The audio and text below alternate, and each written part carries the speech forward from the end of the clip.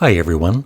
Thanks as always to everyone that leaves comments on my videos. I really do appreciate it. And of course, likes the videos and subscribes to my channel or channels. So, yesterday on my main channel, Canadian Studmuffin, I did a kind of a lighthearted comedy video on Taylor Swift's new album where I supposedly reviewed it and ended up falling asleep. But this is a bit more serious. And like I said, the reason I do these videos is to get feedback from my viewers and see what they think about it. You might not agree with my feelings, and that's fine. Just, be civil and everyone can get along. So, Taylor Swift's new album is over 2 hours long, 31 songs. I have, on Spotify, I did go through it, listening to some of the songs. Sounded a bit samey to me. And of course, it seems to all be based on relationships and love, same kind of thing. But I'm not knocking Taylor Swift. I think she's very talented. Not my kind of music. But, we're all different. We all love what we love. But my question to my viewers, and I want to talk about other artists too, artists that I really love, and just ask, are there points when too much of something is actually too much? For instance, even some Taylor Swift fans, I'm reading up on reviews of this album, and it's just too much music. And I can definitely see their point. Because, for instance, yesterday I was listening to this excellent box set by David Bowie with some of his later albums like Earthling and Hours. And it comes with a lot of bonus material, live CDs and everything. And just for this alone, I do listen to the studio albums, but there's so much more bonus material that in the 2 or 3 years I've had this box set, I don't even think I've heard everything in this box set. But, like I said, I like to focus more on the studio albums. So I'm not knocking the box set. But speaking of box sets, I'd always wanted this. I'm a big fan of The Clash. And this box set with all kinds of stuff in it. I did an unboxing on my Canadian Studmuffin channel. Very nice box set. And it was on sale. I just checked on Amazon. It's over $300 now. But when I bought it, it was $225. But the thing is, I would be happy. Now, these are the CDs. Really nicely packaged, hardcovers and little booklets and everything, remastered. The CDs are remastered. I honestly would have been as happy to pay less and just get these in a box set. Instead of, like I said, it's nice and everything, but it's... How often am I going to, look at the book, these little magazines that came in it?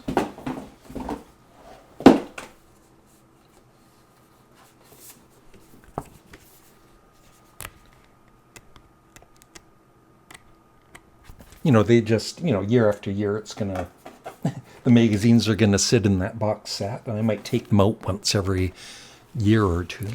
So, I understand there are fans of bands and solo artists. They want everything that an artist does. I'm not one of those. I mainly like to focus on their studio albums, and live albums. official live albums. I'm not into the bootlegs and everything as much. But even, I don't know, even if I was a huge Taylor Swift fan, I don't think I would want this much new music at once. It would be just too much. I would rather just like the old days, a regular album with 40, maybe 50 minutes of music. Even, like Paul McCartney, Flaming Pie. I'm going to ramble for a minute. This is such a great album, but, and it's not just me saying this, it's maybe 2 or 3 songs too long. They could have trimmed it and made it one of his greatest albums ever instead of an excellent Paul McCartney album. Yeah, like Will I Love You, which is basically just a jam with Steve Miller and Ringo Starr. It's good, but like I said, if he trimmed down the album a bit, it would have been one of his greatest albums instead of a really good album. Even, I'm a huge fan of Sparks. I wouldn't want them to release an album with 31 songs that's over 2 hours long. Their last album, The Girl Is Crying in Her Latte, I think it was shorter than their last 2 or 3 studio albums by maybe 10 minutes. And I don't know if that's the reason. It's one of the reasons. It is possibly my all-time favorite Sparks album now. It's got just enough music in it, to sit back and listen to the album, and then it doesn't overstay its welcome is what I'm trying to say, I guess. But anyway, talking about too much, I did a video on my other channel a couple years ago on Yes, once again, one of my all-time favorite bands. And they released this box set called, it's for their Union Tour, 30th anniversary. And as you can see, it comes with all of this music, live recordings. And like I said, I am a huge fan of Yes. I have all of their studio albums and some of their official live albums. But even if I could buy that, how often would I listen to all of these CDs and you get pictures and everything. And I've read reviews on this box set.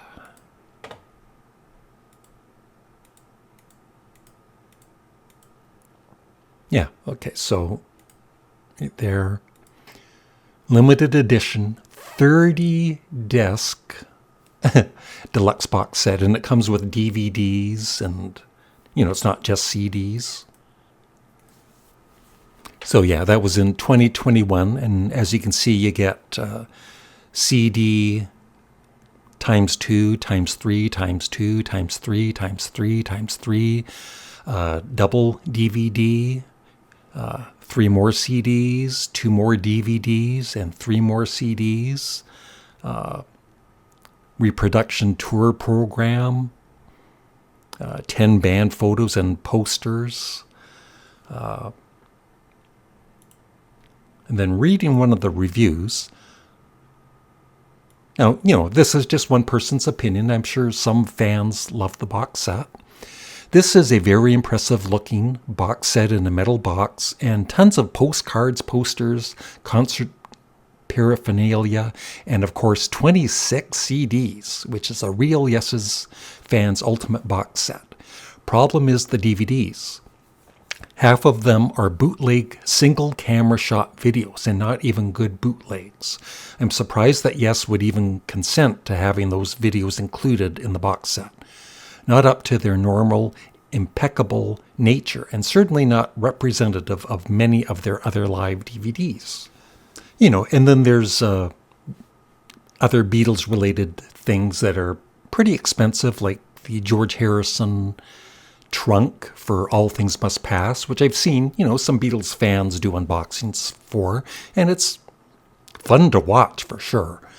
But it's and it's still on sale for, well, on sale. It's you can still buy it for $1,000, and I don't know, like, even if I could afford it at some point, I don't think I would want it, because it would basically, except for listening to the album, which is, of course, great,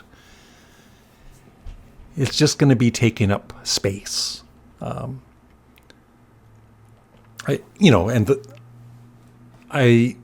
got, not that I've got so many CDs compared to other people, but, I've got, I don't know, 500, 600 CDs, and I don't have the time, even though I'm not working, I'm retired, I don't have the time to play them all.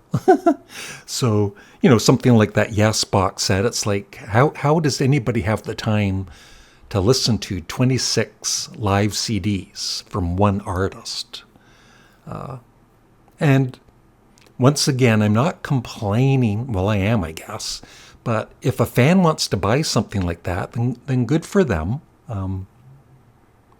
But, I just, for me, and that's why I'm asking my viewers, like, if you're a big enough fan of somebody, would you want like a 26 CD box set of Paul Anka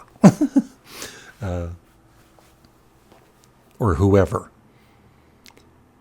And the Beatles are my all-time favorite band ever since 1964. And like I said, I'm not a big collector, except for their studio albums and a few other, Christmas album and all that, bootleg.